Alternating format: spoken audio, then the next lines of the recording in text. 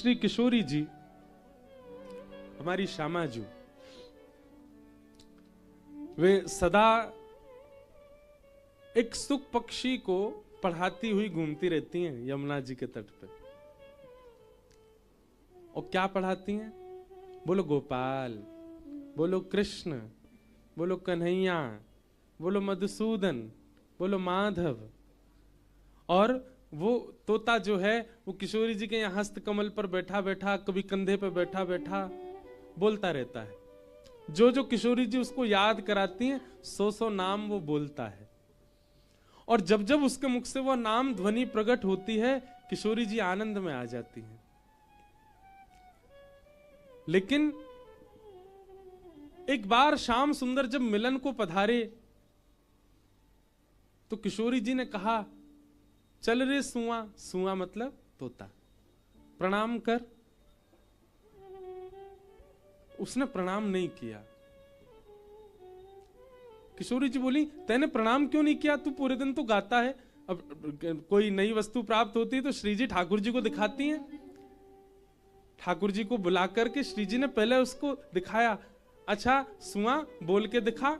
तो सुआ बोलने लगा, कन्हैया, मधुसूदन, माधव, गोपाल, गोविंद, मुरारी, गिरधर, सारे भगवान के नाम गाने लगा। ये गुण तो उसके अंदर आ गया कि वो नाम गाता है। लेकिन जैसे उससे कहा प्रणाम कर तो उसने प्रणाम नहीं किया। श्री जी बोली, तू प्रणाम क्यों नहीं करता? तो वो सुआ बोला, ये कौन है, मैं इनको प्रणाम क्यों करूं? ये कौन है श्री जी? तब श्री जी ने मन में विचार किया, मतलब या केवल नाम याद है गयो है, याने केवल नाम रट लियो है, पर वह नामी को जाने ना है। ये कृष्ण, मधुसूदन, माधव, गोविंद, मुरारी, गिरधर सब कह तो रोए, पर जिनको नाम गा रो है उनको स्वरूप ना जाने। और बिना स्वरूप जाने, बिना उनको जाने यदि नाम जपेगो तो कैसे कल्याण होएगो या को? तब श्री जी ने एक शर्त रखी, अरे देख सुआ, तो को यदि मेरे संग रहनो है ना, तो तू पहले जिनको नाम गावे उन नामी को जान के आ, उन नामी को परख के आ, उन नामी को समझ के आ। और जब तू उनको समझ जाएगो तब मैं तो को स्वीकार करूंगी, ना तो तू मुझसे दूर ही रहेगो। और श्री जी ने अपने समीप रहने वाले उस सुआ को अपने से दूर कर दिया। अब तो वो खूब रोया, मैं कहा करूं, मैं श्री जी से दूर कैसे रहूं, मैं श्यामा जी से दूर कैसे रहूं? तब उस पर कृपा भई और वही एक सुख पक्षी के रूप में पृथ्वी पर आए। महादेव यहां पार्वती जी को अमर कथा सुना रहे थे, वहीं बैठ करके वो सुख पक्षी पीछे वो कथा सुनने लगा, नामी को जानने के प्रयास करने लगा। महादेव थोड़े क्रोध में आ गए कि छुप करके कथा सुन रहे हो, श्रोता बन के कथा सुनो, सामने बैठ के तुम पीछे बैठ के सुन रहे हो। लेकिन वो बालक तो अबोध सुआ, उसको क्या पता था।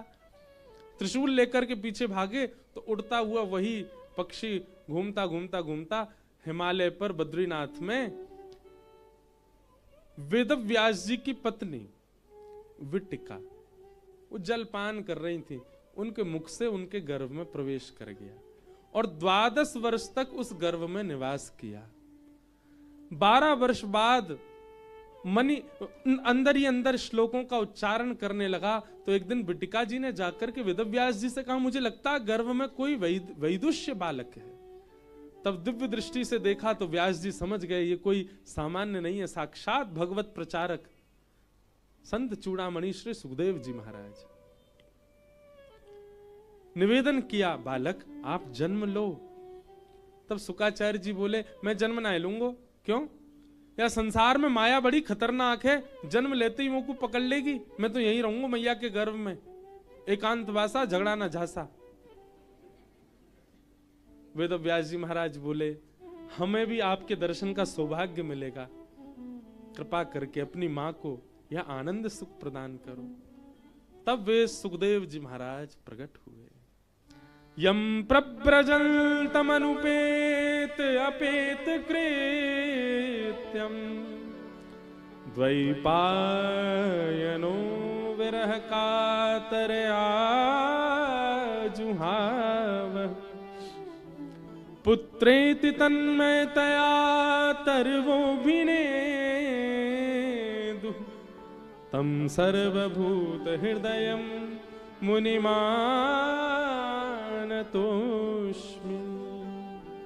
बोलो सुखदेव जी महाराज की। शुकाचार्य जी का प्रादुर्भाव हुआ और प्रकट होते ही महाराज माता पिता की तरफ देखा ही नहीं, वन की ओर चलने लगे। क्यों? क्योंकि अब उनका उद्देश्य केवल यह है उस नामी को जानना है जिसकी वजह से श्री जी ने मेरो त्याग कर दियो। अब उनकी किसी में आसक्ति नहीं। ऐसे सर्वभूत हृदय श्री सुखदेव जी को हम प्रणाम करते हैं। तो सुखदेव जी पिताजी माताजी को छोड़ के अकेले वन में चले गए। वन में जाकर के ध्यान करने लगे। आज जब भागवत जी की रचना हुई तो वेद व्यास जी ने विचार किया कि मेरा वह बालक सुखदेव पूर्ण रूपेण भागवत जी का वक्ता बनने योग्य है। वो पुत्र नहीं है, वो पात्र है। लेकिन उसको बुलाया कैसे जाए? तब वेद व्यास जी महाराज ने अपने छोटे छोटे शिष्यों को एक श्लोक याद करा दिया जो कि श्रीमद् भागवत के वेणुगीत का श्लोक है। वेणुगीत से पूर्व का श्लोक है। मैं खूब सुनाता हूं ये श्लोक कथा में। बहुत इतना अद्भुत श्लोक है। इस श्लोक से साक्षात दर्शन हो जाएंगे आपको ठाकुर जी के। कि वरहा पीड़म नटवर वपु कर्णयो कर्णकारम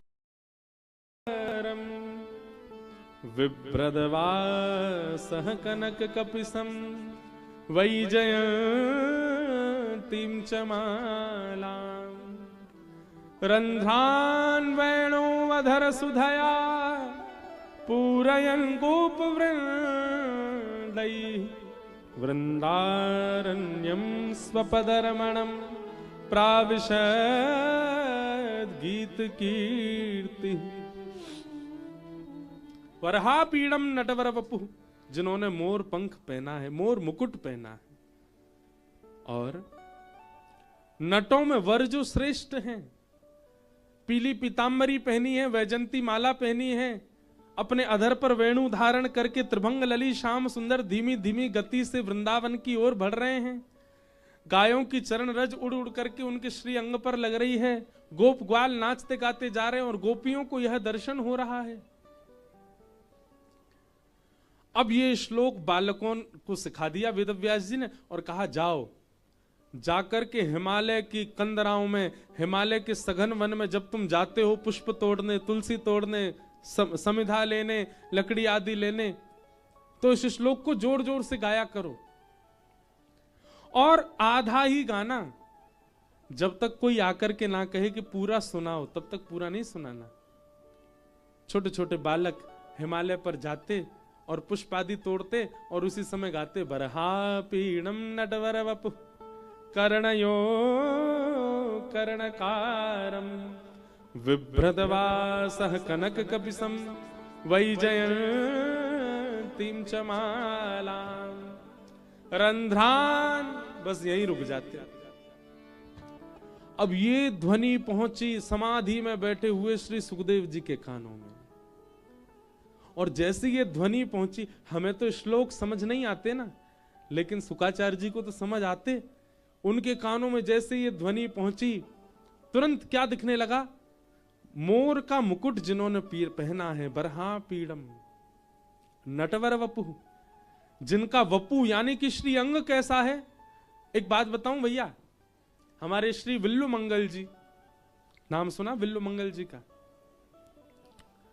कल सुनाऊंगा चरित्र विल्लु मंगल जी का।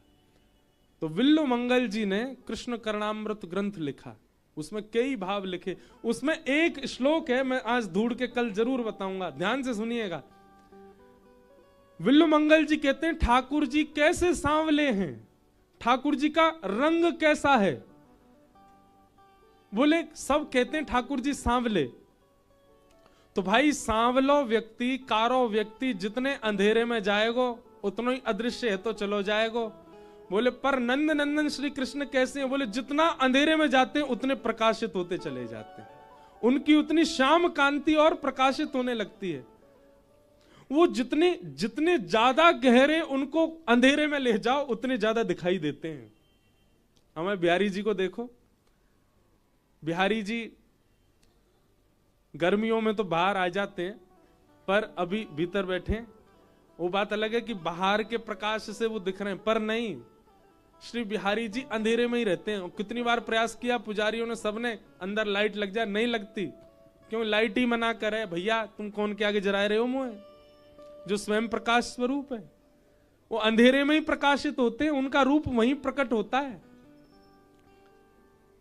और पता नहीं आप सबकी भावना, पर मेरी भावना, बिहारी जी जब बाहर आते हैं ना, तब दर्शन में मुझे आनंद आता है, पर जब बिहारी जी भीतर विराजते हैं ना, तब दर्शन में पता नहीं एक अद्भुत सुख मिलता है। ऐसा लगता है कि मानो हम कलयुग में हैं, वो द्वापर में बैठे हैं, द्वापर के कन्हैया।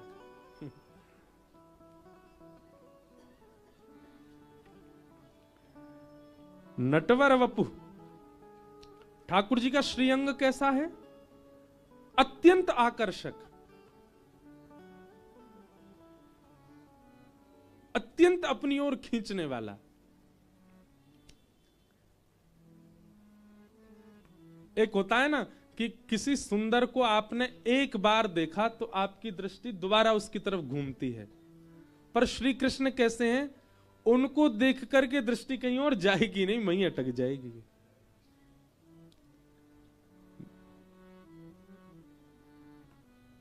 बहुत सुंदर पद है ना कृष्णदास जी का। हमारे श्री टटिया स्थान वाले पूज्य महाराज जी, जब भी मैं जाऊंगा मुंह से कहेंगे यही पद सुनाओ बार बार।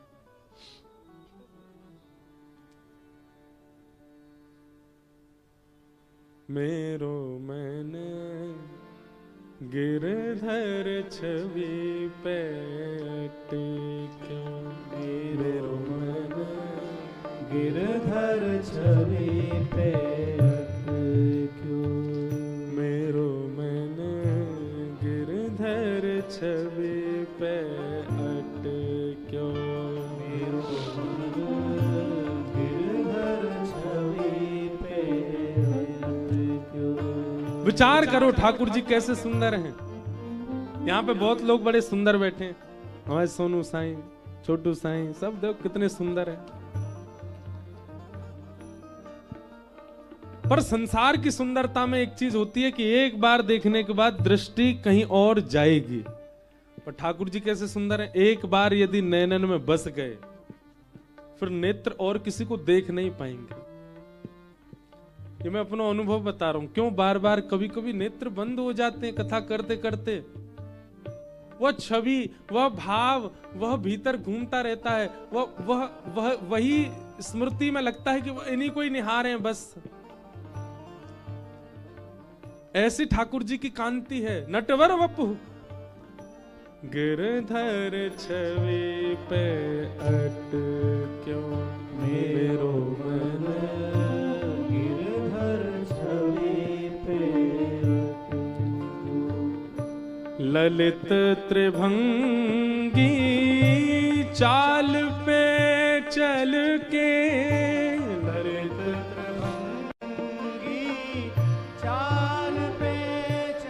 बहुत अच्छे, ऐसे ही गाओ।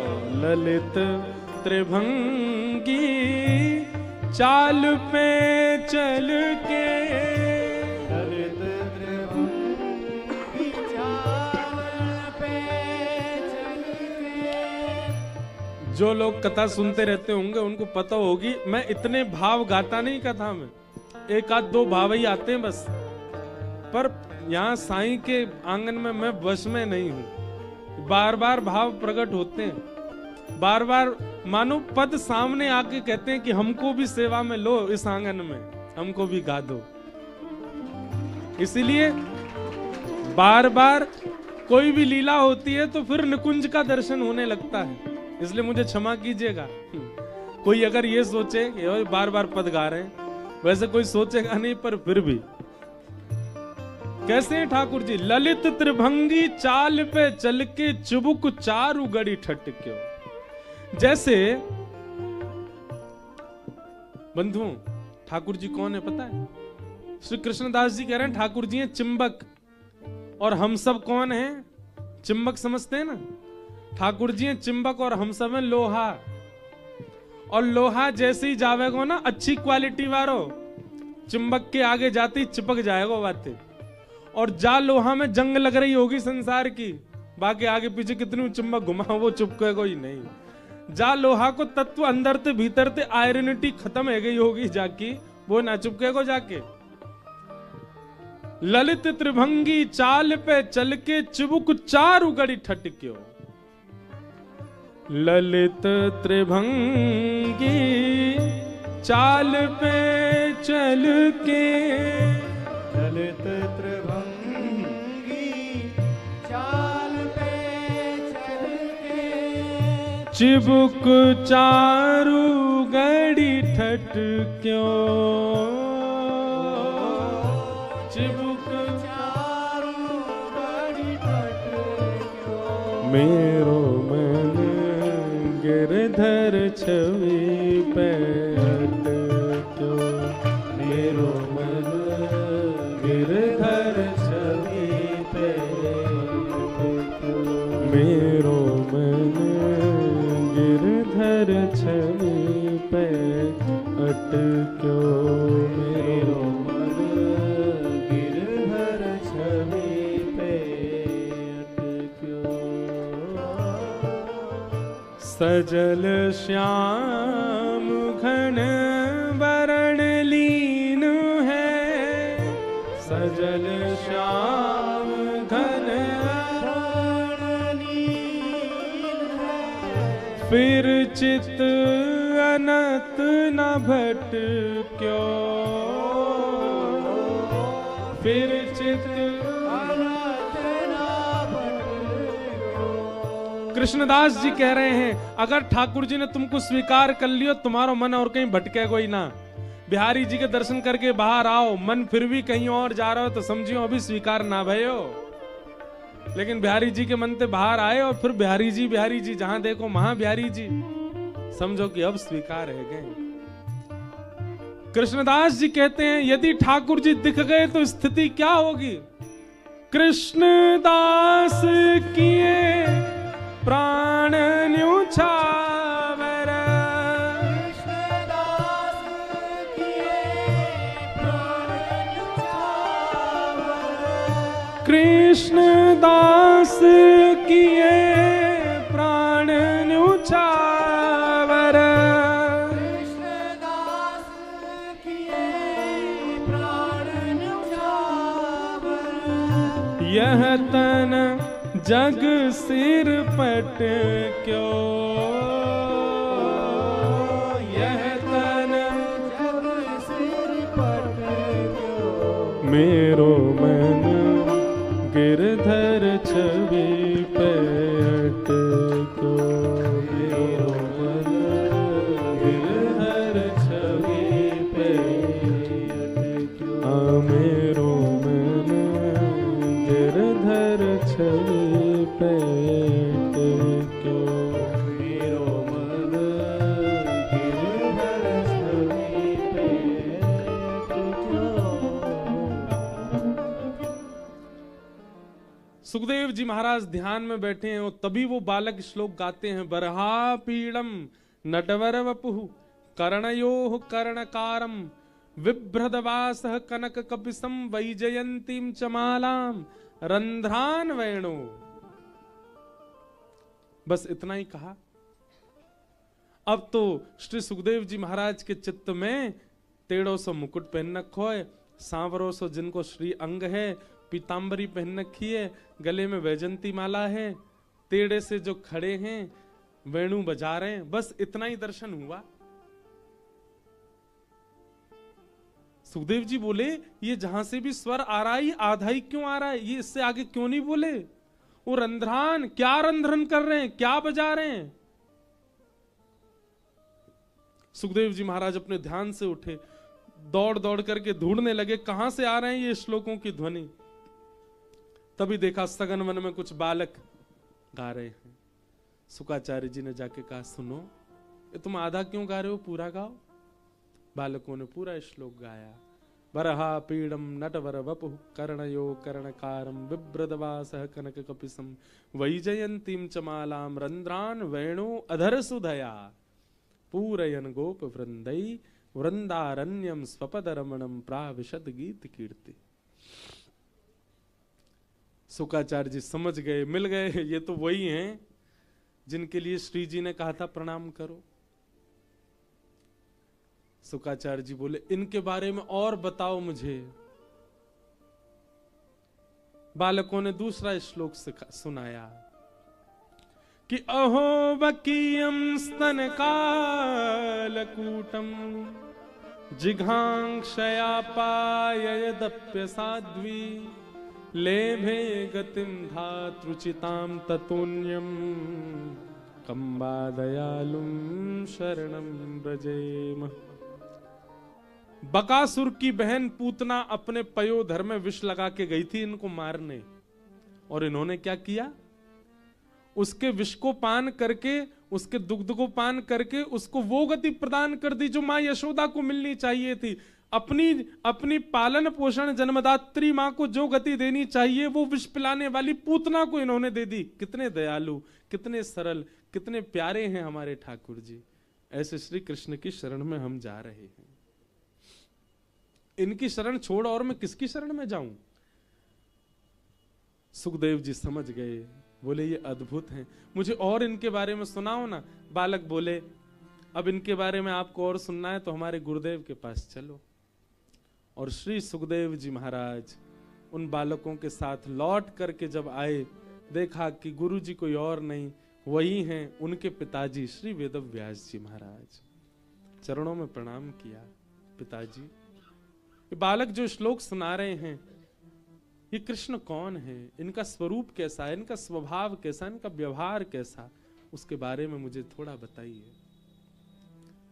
वेदव्यास जी महाराज ने फिर भागवत का अध्ययन श्री सुखदेव जी महाराज को कराया, और उन्हीं श्री सुखदेव जी महाराज ने अब श्री जी के समीप जाके कहें उससे पहले किसी पर टेस्ट करके देख लें जो हमें प्राप्त हुआ है वो उचित है कि नहीं। और तभी उनको एक प्यासा मिला गंगा के तट पर जिसका नाम है परीक्षित, और परीक्षित को बैठा करके श्री शुकाचार्य जी महाराज ने भागवत जी का संपूर्ण ज्ञान प्रदान किया। परीक्षित को 7 दिन में मृत्यु का श्राप लगा था, और 7 दिन कथा श्रवण कराते तक्षक सर्प ने डसा तो, पर श्री परीक्षित जी महाराज के लिए विमान आया और उसमें बैठकर के वे सदगति को प्राप्त हो गए, भगवत धाम को प्राप्त हो गए। तो शुकाचार्य जी को ये मोहर लग गई कि नहीं, जो ये प्राप्त हुआ है ये श्री जी के अनुकूल है। कहते हैं हमने तो रसिक संतों से सुना है कि फिर परीक्षित को कथा सुनाने के पश्चात श्री शुकाचार्य जी कहां विराज रहे हैं, कहां हैं। सबके अपने अपने मत हैं, पर हम एक स्थान पर अभी कथा करके आए कुछ दिन पहले जयपुर में, सरस निकुंज। और वहां सरस निकुंज में जो परंपरा प्रारंभ है वो श्री शुकाचार्य जी की परंपरा है, इसलिए उसको सुख संप्रदाय कहते हैं। और वहां पर श्री शुकाचार्य जी सुख सखी के रूप में हैं श्री जी की सेवा में। तो अब प्रमाण कई मांगे तो फिर कहीं कहीं से मिले, पर यह देखा हुआ एक प्रमाण है कि शुकाचार्य जी वहां सुख सखी के रूप में निज महल की सेवा में है। तो निज महल प्राप्त करने के लिए भागवत जी का आश्रय लिया श्री सुखदेव जी ने। ऐसे श्री सुखदेव जी महाराज को हम प्रणाम करते हैं। बोलो सुखदेव जी महाराज की जय। अब यहां सूत जी ने प्रश्न किया, सौनकादि ऋषियों ने प्रश्न किया कि महाराज जी परीक्षित कौन है, इनके बारे में हमें बताओ, इनको 7 दिन में मरने का श्राप क्यों लगा। हम थोड़ा सा सुन लें कि यदा मृधे कौरव संजयाना वीर स्वथो वीर गतिम गतेषु व्रकोदरा विद्ध गदा विमर्श भ्रगनोरुदंडे धृतराष्ट्र पुत्रे। महाभारत का थोड़ा प्रसंग सुनाया गया। परीक्षित कौन है और इनको 7 दिन में मरने का श्राप क्यों लगा, बहुत ध्यान से सुनो।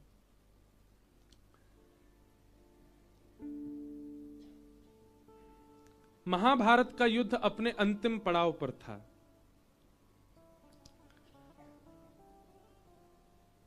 भीम और दुर्योधन के बीच में युद्ध चल रहा था। तभी भीम ने भगवान की आज्ञा मान करके दुर्योधन की जंघा तोड़ दी, क्योंकि दुर्योधन और किसी भी तरीके से मरने वाला नहीं था, उसकी जंघा पे ही मारा जा सकता था। दुर्योधन जब गिर पड़ा तो महाभारत का युद्ध पांडव जीत गए। तब दुर्योधन ने अपना बदला लेने के लिए गुरुपुत्र अश्वत्थामा से कहा कि सोते हुए पांडवों को मार दो, और अश्वत्थामा ने सोते हुए पांडवों को ना मार करके सोते हुए द्रौपदी के 5 पुत्रों को मार दिया। कथा सबको विस्तार से पता है, मैं केवल सूक्ष्म में क्रम पूरा कर रहा हूं। जिसके कारण अर्जुन ने उनको बंदी बनाया और उनको मृत्यु दंड देने का मन बनाया। परंतु जैसे ही अश्वत्थामा को मृत्यु दंड देना था तो द्रौपदी ने कुछ भाव कहे। उवाच चासहन्तस्य बंधनानयनम सती मुच्यतामेष ब्राह्मणो नितराम गुरु। इनको मत मारो। अर्जुन ने पूछा क्यों नहीं मारे? तो द्रौपदी की बातों में यहां 5 चीजें हैं। मैं कहा करता हूं कथा में, किसी भी निर्णय को लेने से पहले इन 5 बातों का विचार किया कीजिए। धर्मम न्यायम सकरुणम निर्वलीकम समम महत्।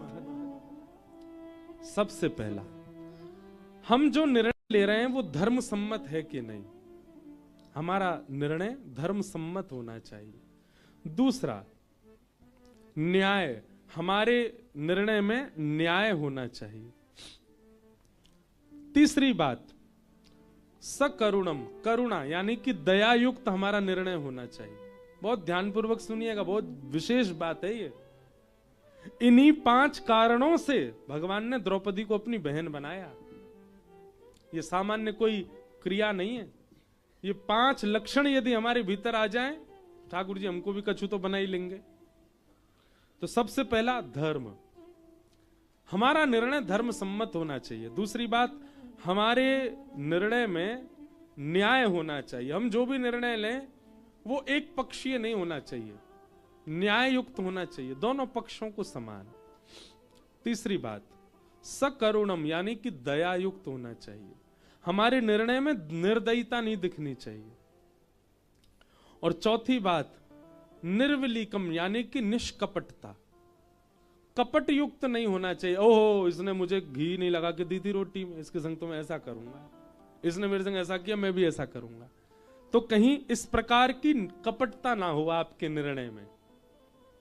लोग करते हैं ऐसा, इसने भी मेरे साथ उस समय ऐसा किया था मैं भी करूंगा, टिट फॉर टैट। ये जितने भी अंग्रेजी के मुहावरे हैं ना, ये महाघनघोर संसारी लोगों के लिए लागू होते हैं, ये वैष्णवों के लिए नहीं है। Tit for tat.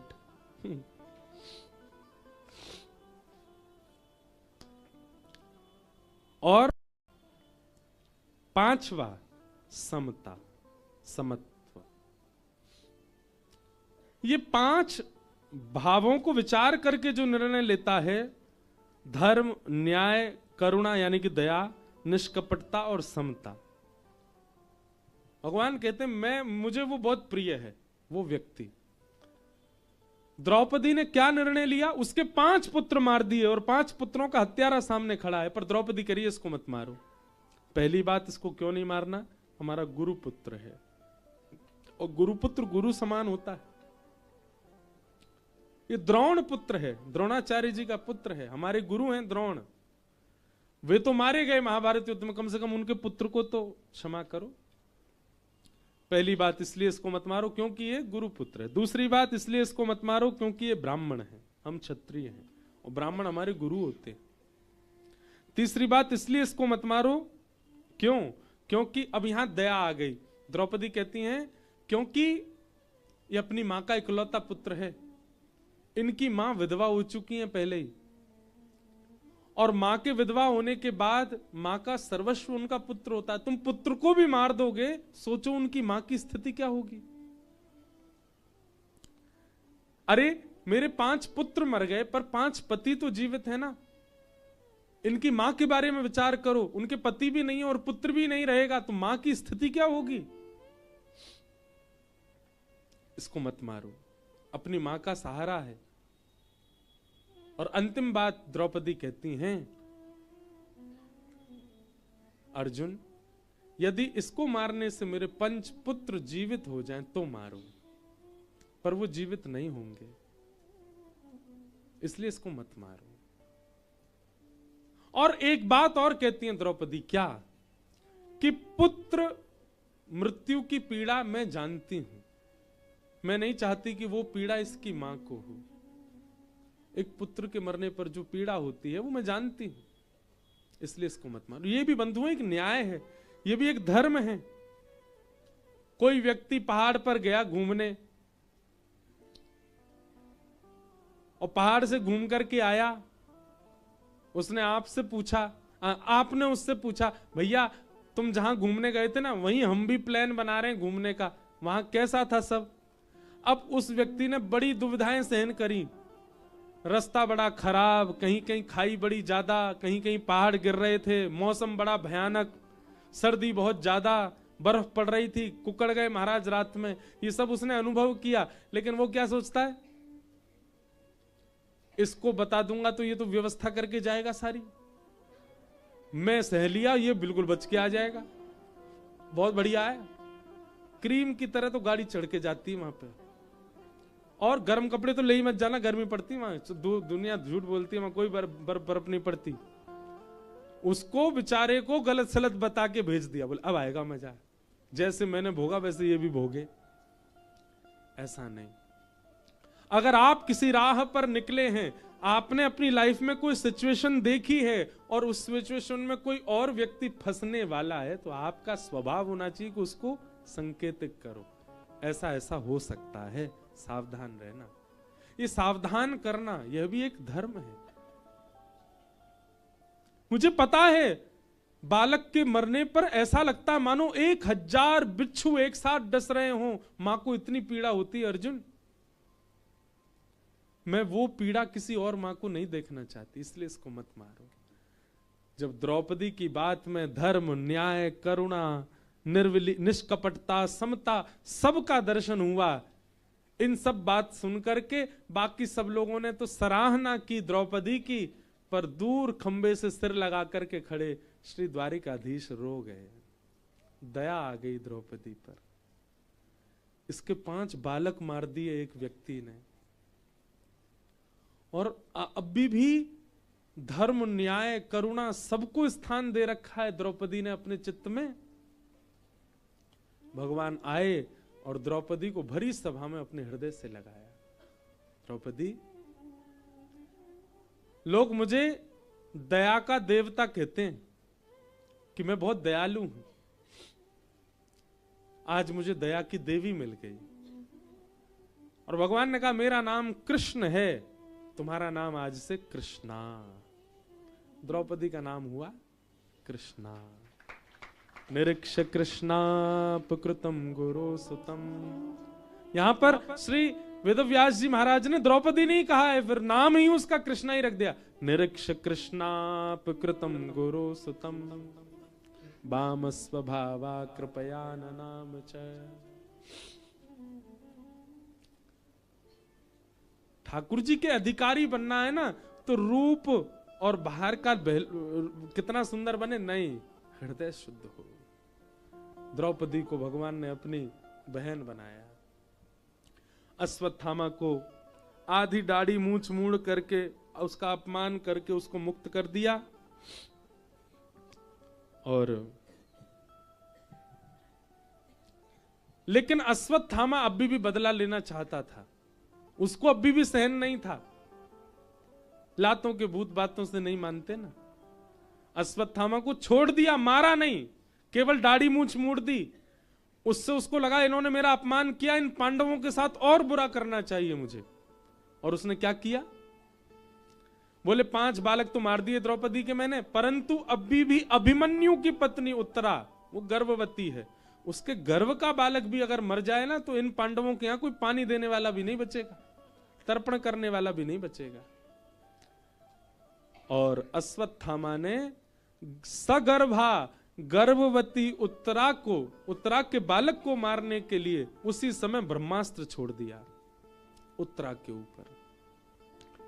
भगवान द्वारिका जा रहे थे, तभी उत्तरा ने देखा कि ब्रह्मास्त्र आ रहा है, भुजा उठा करके दौड़ी ठाकुर जी की ओर। पाहि पाहि महायोगिन देव देव जगतपते, नान्यम तद्भयम पश्ये यत्र मृत्यु परस्पर। उत्तरा दौड़ी, भगवान से जाके कहने लगी, हे जगतपते, हे जगन्नाथ, मेरी रक्षा करो, पाहि पाहि। उत्तरा के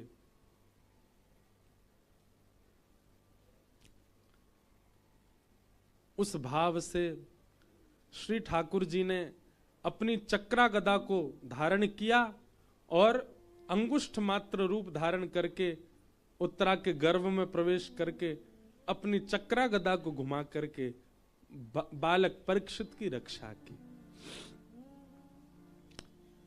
थोड़ी देर में देखा कि महाराज आकाश में ब्रह्मास्त्र नष्ट हो गया। सब लोग भगवान की जय जयकार करने लगे, द्वारिकाधीश की जय, बाल कृष्ण लाल की जय, हे कन्हैया तुम्हारी कृपा से उत्तरा का बालक बच गया। भगवान सब जय जयकार करने वालों से बोले, पागल है गए हो, मैं तो तुम्हारे सामने ही खड़ा हूं, मैं तो यहां ते हिलो भी ना हूं। भैया जे ब्रह्मास्त्र मैंने नष्ट ना कियो तो कैसे नष्ट है गयो? ये ठाकुर जी का स्वभाव देखो, ठाकुर जी का स्वभाव कैसा। ठाकुर जी कह रहे हैं, अरे भैया उत्तरा ने इतनो जप कियो, इतनो तप कियो, इतनो पातिव्रत धर्म को पालन कियो कि वाके पातिव्रत धर्म से ब्रह्मास्त्र वाकु छू भी नहीं पायो, आकाश में नष्ट है गयो। आचार्य चरण कहते हैं कि भाई रक्षा तो ठाकुर जी ने की है, पर ठाकुर जी का स्वभाव है कि वो दूसरे को ही मान देते हैं, करने के बाद भी दूसरे पर ही कह देते हैं इसी ने किया, मैंने नहीं किया। उत्तरा की रक्षा भगवान कर रहे हैं, पर सबसे क्या कह रहे हैं? उत्तरा के धर्म बल ने उसकी रक्षा की है। हम लोग बिल्कुल विपरीत हैं, हम लोग उल्टे हैं। करके कोई और चला गया, हम केवल हाथ लगा करके भी इतना चाहते हैं कि हमारा वो हो जाए, हमने भी थोड़ा बहुत कुछ किया।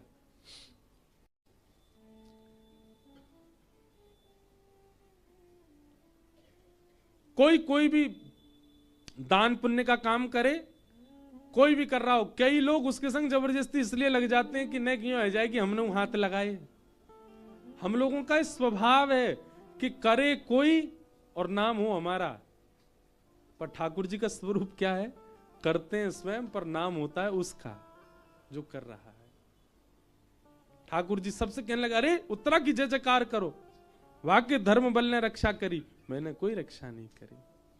ऐसी ठाकुर जी ने ब्रज में किया, कछु माखन को बल बढ़ो, कछु गोपन करी सहाय, श्री राधे जू की कृपा सो मैंने गिरिवर लियो उठाए।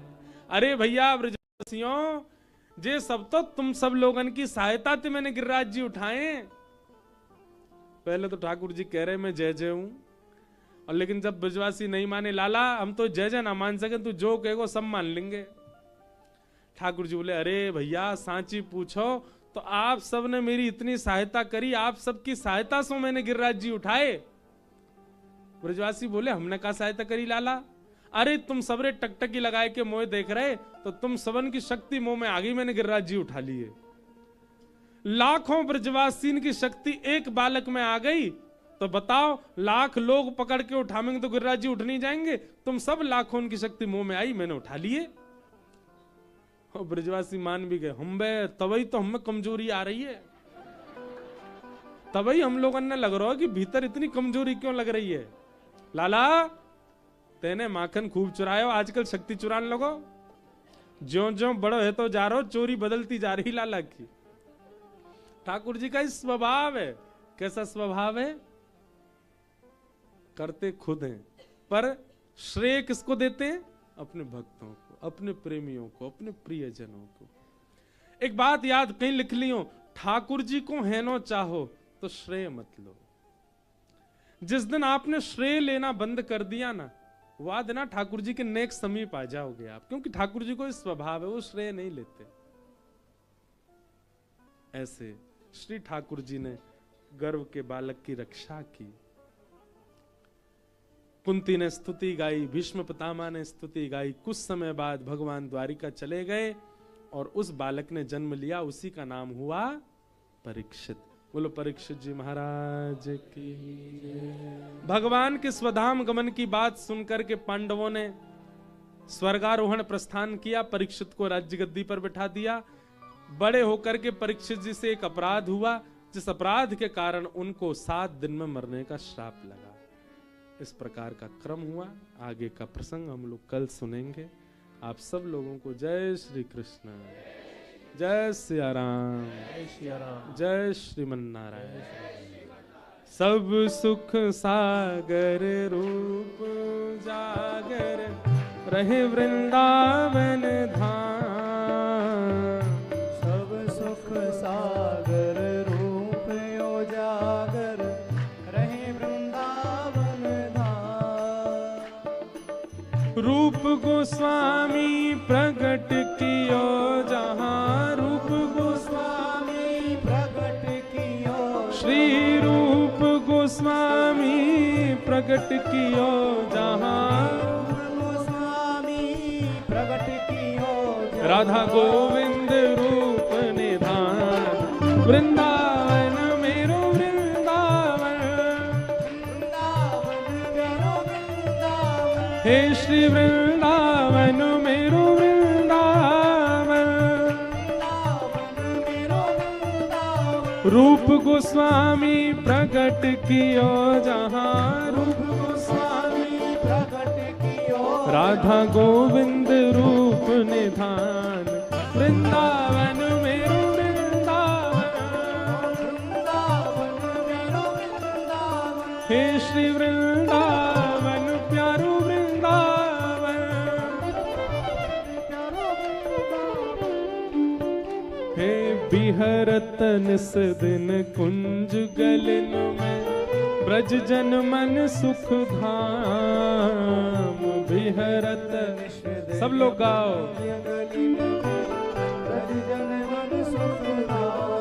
हाँ प्यारो ब्रज जन मन सुख धाम, प्यारो ब्रज जन मन सुख धाम। के मदन मोहन को रूप निरख के, मदन मोहन को रूप निरख के, श्री मदन मोहन को रूप निरख के, मदन मोहन को रूप निरख के, हे सनातन बलि बलि जाय, वृंदावन प्यारो वृंदावन। प्यारो वृंदावन। हे श्री वृंदावन मेरो वृंदावन। प्यारो वृंदावन। मदन मोहन को रूप निरख के, मदन मोहन को रूप निरख के, सनातन बलि बलि जाय, वृंदावन प्यारो वृंदावन। वृंदावन प्यारो वृंदावन। हे श्री वृंदावन मेरो वृंदावन।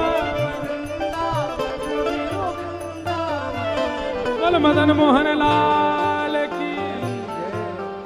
बड़े प्यारे ठाकुर हैं श्री मदन मोहन जी।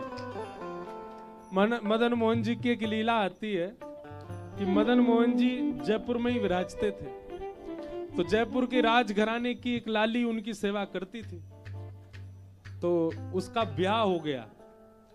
लाली का ब्याह हुआ कहाँ? करौली राजस्थान में। अपने पिताजी से बोली आपके पास गोविंद देव जी आ गए, गोपीनाथ जी आ गए, मदन मोहन जी को मैं अपने संग ले जाऊं। तो उसके पिताजी बोले लाली ठाकुर जी तो मेरे पास ही रहेंगे, तू चाहे जो दहेज मांग ले। बोले नहीं, दहेज में ठाकुर जी दे। तो राजा बोले एक काम करते हैं। बोले क्या?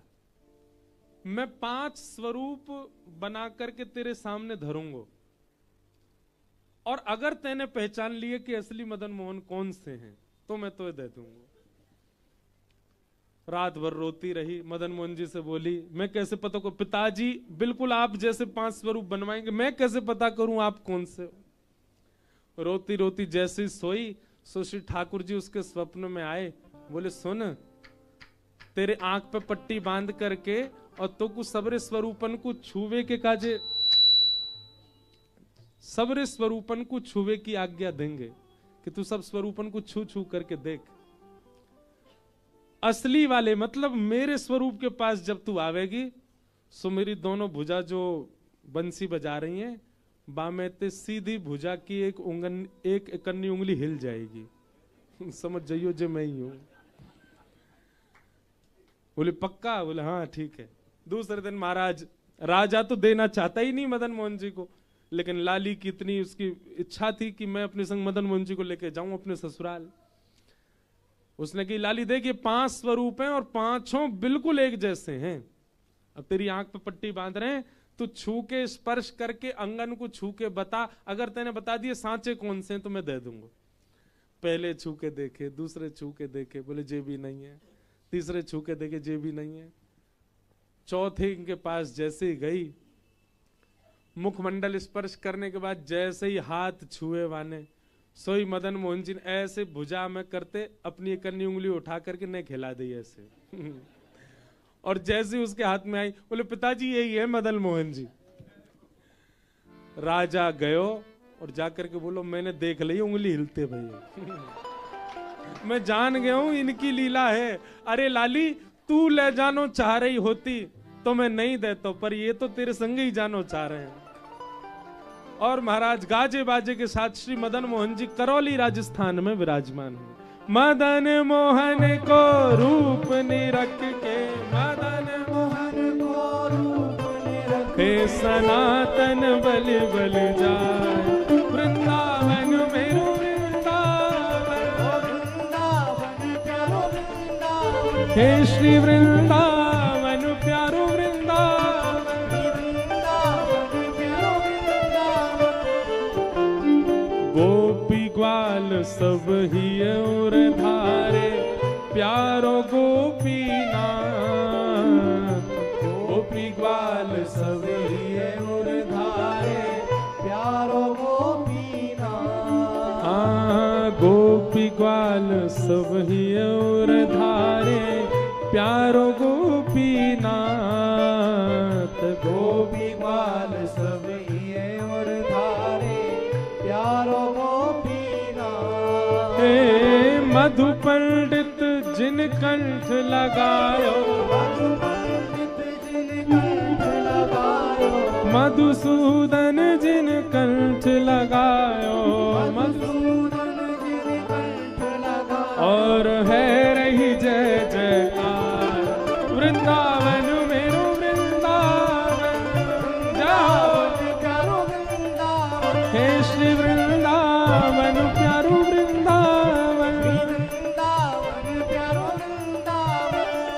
हे मधु पंडित जिन कंठ लगायो, मधु पंडित जिन कंठ लगायो। और है रही जय जयकार वृंदावन प्यारो वृंदावन, वृंदावन प्यारो वृंदावन, हे श्री वृंदावन मेरो वृंदावन, वृंदावन प्यारो वृंदावन।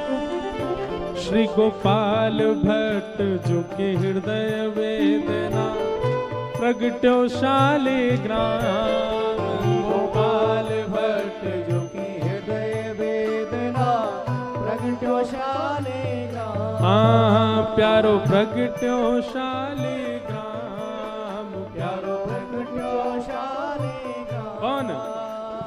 रूप सुधा को खान हमारो, रूप सुधा को खान हमारो, रूप सुधा को खान हमारो, रूप सुधा को खान हमारो। वृंदावन में सबसे न्यारो, वृंदावन में सबसे न्यारो, श्री राधा रमण जुलाल वृंदावन प्यारो वृंदावन, वृंदावन प्यारो वृंदावन, हे श्री वृंदावन मेरो वृंदावन, वृंदावन प्यारो वृंदावन। रूप सुधा को खान हमारो, रूप सुधा को खान हमारो, श्री राधा रमण जुलाल वृंदावन प्यारो वृंदावन।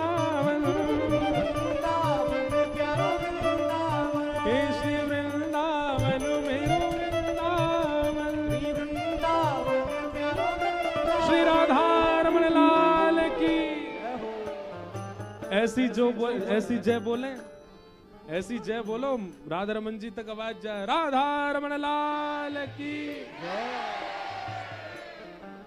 अगली जय ऐसी हो कि लाला रोज आए।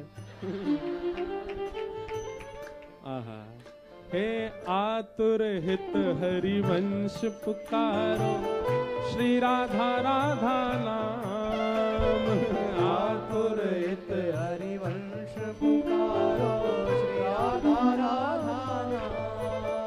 जय राधे राधे, जय राधे राधे, श्री राधे राधे, जय राधे राधे, जय राधे राधे, जय राधे राधे, हरिवंश दुलारी, राधे राधे, हरिदास प्यारी, जय राधे राधे, जय राधे राधे, जय राधे राधे, श्री राधे राधे, जय राधे राधे। आतुर हित हरिवंश पुकारो, श्री राधा राधा नाम। आतुर हित हरिवंश पुकारो, श्री राधा राधा नाम। हे सघन कुंज यमुना तट आयो, सघन कुंज यमुना तट आयो, मदन टेर वृंदावन आयो, मदन टेर वृंदावन आयो। प्यारो राधा वल्लभ लाल, वृंदावन प्यारो वृंदावन, वृंदावन प्यारो वृंदावन, हे श्री वृंदावन मेरो वृंदावन। वृंदावन प्यारो वृंदावन। सघन कुंज यमुना तट आयो, सघन कुंज यमुना तट आयो, प्यारो राधा वल्लभ लाल, वृंदावन मेरो वृंदावन। वृंदावन मेरो वृंदावन, हे श्री वृंदावन प्यारो वृंदावन। वृंदावन प्यारो वृंदावन। बोल राधा वल्लभ लाल की। रोयो अभी ना रोयो। जुगल किशोर को लाड़ लड़ाया, नवल कुंज यमान। जुगल किशोर को लाड़ लड़ायो, नवल कुंज यमान। हे कुंजन कुंजन की रज धारे, कुंजन कुंजन की रज धारे, कुंजन कुंजन की रज धारे। कुंजन कुंजन की रज धारे। ओ हरि व्यास युगल यशदार, वृंदावन प्यारो वृंदावन। वृंदावन प्यारो वृंदावन, हे श्री वृंदावन मेरो वृंदावन। वृंदावन प्यारो वृंदावन। कुंजन कुंजन की रज धारे, कुंजन की रज धारे। ओ हरि व्यास युगल यशदार, वृंदावन मेरो वृंदावन। वृंदावन प्यारो वृंदावन, हे श्री वृंदावन प्यारो वृंदावन। वृंदावन प्यारो वृंदावन।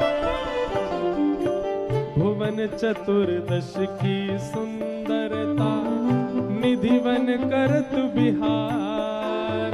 भुवन चतुर्दश की सुंदरता, निधिवन करत बिहार। हाँ प्यारो निधिवन करत बिहार। प्यारो निधिवन करत बिहार। भुजा उठा के कहो, श्यामा प्यारी कुंज बिहारी। श्यामा प्यारी कुंज बिहारी, श्यामा प्यारी बांके बिहारी।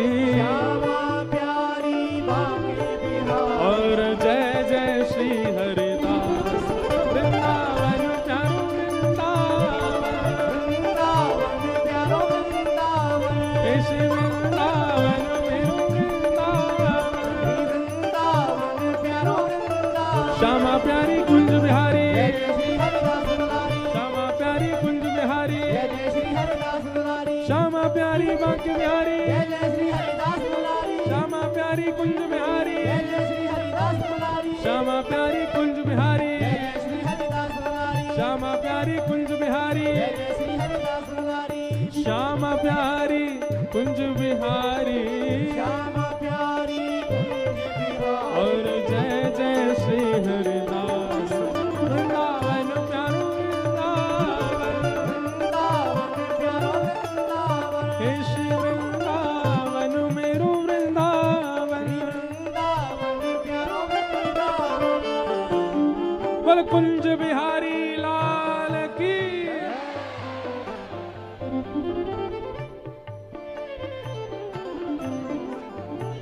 जिनकी कृपा से यह रस प्रगटो वृंदावन अभिराम।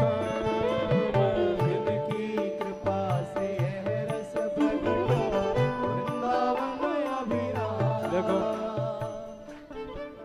पूरी दुनिया में बालक बेचारे रो में, उनको शांत करानो कठिन काम है, पर ये साईं के घर को बालक है या को रुवानो कठिन काम है। साईं के आंगन को, और वो ब्रजवासी, या को मतलब का है पता है? ब्रजवासी जो ब्रज में रहे, ऐसे सदगुरु के आश्रय में रहे, वा को कोई रुवा ना सके, सदा प्रसन्न रहे।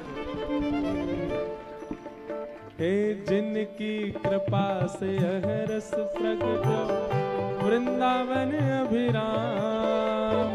जिनकी कृपा से यह रस प्रगटो वृंदावन अभिराम। हे सप्त निधिन को ही उजियारो, सप्तनिधिन को ही उजियारो। हम सबको मिलवावे वारो, हम सबको मिलवावे वारो। साईं अम्मा को अति दुलारो, साईं अम्मा को अति दुलारो।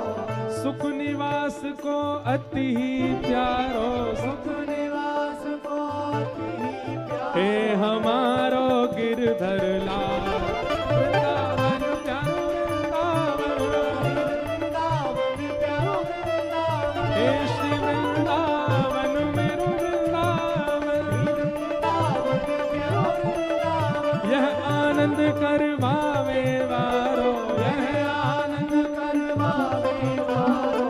हम सबको मिलवावे वारो। सबको मिलवावे वारो। हे हमारो गिरधर लाल वृंदावन प्यारो वृंदावन। वृंदावन प्यारो वृंदावन। हे श्री वृंदावन मेरो वृंदावन। वृंदावन मेरो वृंदावन। जय राधे राधे राधे राधे राधे राधे राधे राधे। कृष्ण भानु दुलारी राधे राधे वृंदावन वारी, राधे राधे। श्री कृष्ण पियारी राधे राधे वृंदावन सारी। राधे राधे। जय राधे राधे राधे राधे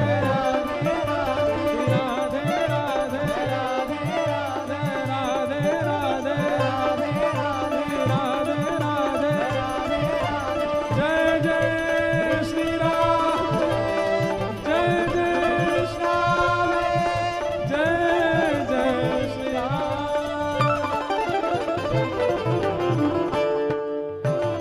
बोल वृंदावन बिहारी लाल की, श्री राधा रमण लाल की, श्री राधा वल्लभ लाल की। पूछ री के लौटा की खूब खूब लड्डू 4 कचौड़ी 6, जो ना बोले वही में। क्या बात है बंसी वारे, जुग जुग जियो साईं अम्मा। बधाई हो, बधाई हो, बधाई हो। कल बंधु, कल ठाकुर जी को जन्मोत्सव होएगो कथा में। कल पीरे पीरे वस्त्र पहन के आइयो सबरे, और बढ़िया सज धज के आइयो, पीरो पीरो चंदन पाग आदि पहन के आइयो, क्योंकि कल नंद घर आनंद भयो। कल साईं अम्मा के आंगन में आनंद होएगो। सब लोग प्रेम से पधारिए। जय श्री कृष्ण, जय सिया राम, जय श्रीमन नारायण।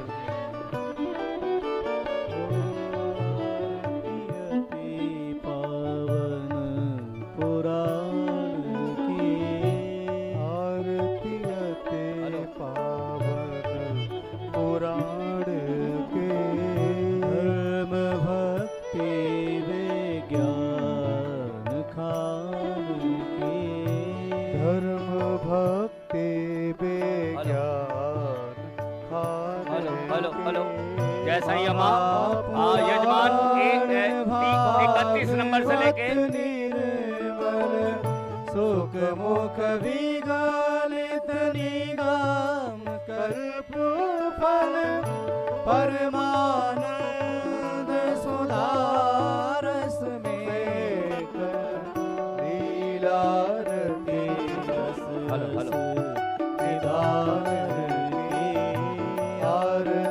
अति पावन पुराण के विषय विलास विमोह विनाशिनी विमल विराग विवेक विकासिनी भगवत तत्व रहस्य प्रकाशिनी परम ज्योत परमात्म ज्ञान की आरती अति पावन पुराण के परम हंस मुनि मन उल्लासिनी रस हृदय रस रास विलासिनी भुक्ति मुक्ति रति प्रेम सुदासिनी